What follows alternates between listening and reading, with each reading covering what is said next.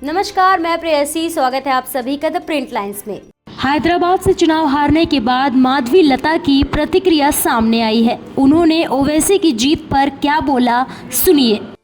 भाजपा में सारे लीडर्स को सीधे साधे सामने से लड़ना ही आता है, लेकिन इतिहास और पुराणों में ये काफी बार दिखाया गया है, जब भी न्यायबद्ध कोई लड़ाई लड़ते हैं जीतता तो न्याय ही है। इस दौरान हम बहुत सारा खोना भी पड़ता है।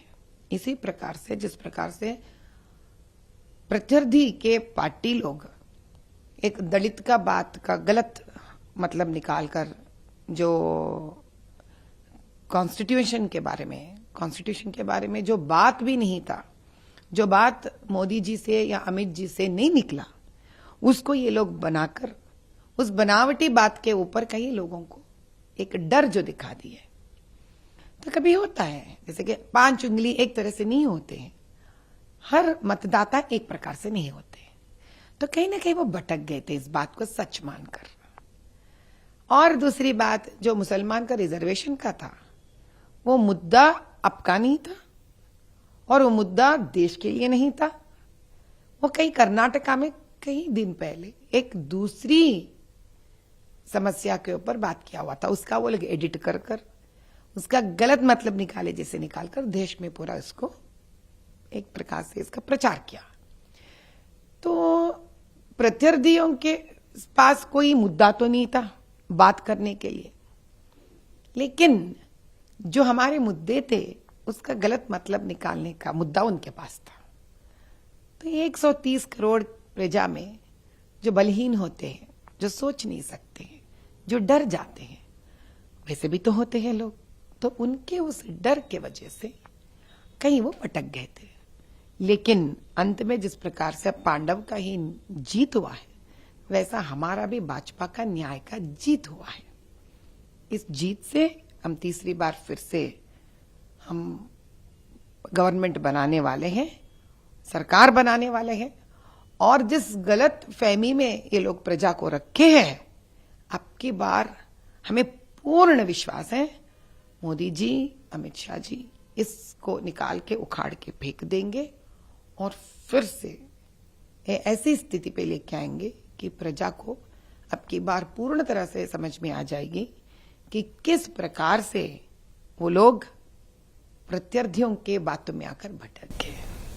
मैम, दोनों अलायंस यानी एनडीए हो या इंडिया अलायंस हो, दोनों अलायंस टीडीपी और जेडीयू जो चंद्रबाबू नायडू जी है और नीतीश कुमार जी की तरफ ही देख रहे हैं, जो कि कौन से अलायंस को ये दोनों सपोर्ट करेंगे, उन्हीं का सरकार केंद्र में बनना चाहेगा। तो आपको क्या लगता है मैम, क्या ये दो पार्टियां एनडीए के तरफ ही रहेंगी? मैं बचपन से एक उम्मीद, एक मतदाता के जैसा और एक पब्लिक एडमिनिस्ट्रेशन स्टूडेंट की तरह मैं चंद्रबाबू नायडू जी को जानती हूं।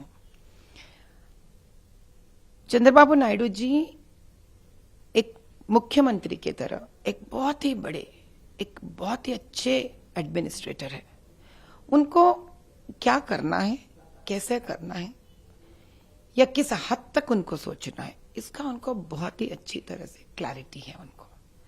और मुझे पता है कि किस प्रकार से मोदी जी भी एक अच्छे एडमिनिस्ट्रेटर हैं और जिस प्रकार से अमित जी भी एक अच्छे स्ट्रेटेजिस्ट है, ये दो भी जानते हैं चंद्रबाबू नायडू जी।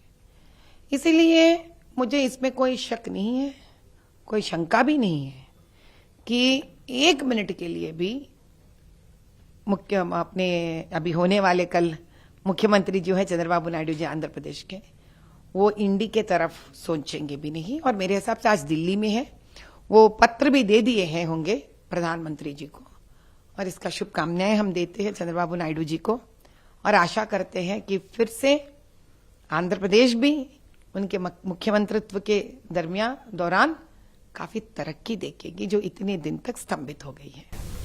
मैम, हैदराबाद पार्लियामेंट अगर देखे गया तो आपने बहुत ज़्यादा कैंपेनिंग किया है, बहुत ज़्यादा वोटिंग के दिन हो, पोलिंग के दिन हो, उसके पहले हो, बहुत पार्लियामेंट हैदराबाद के हर एक गलियों में आपने गया है, आपने कैंपेनिंग किया है।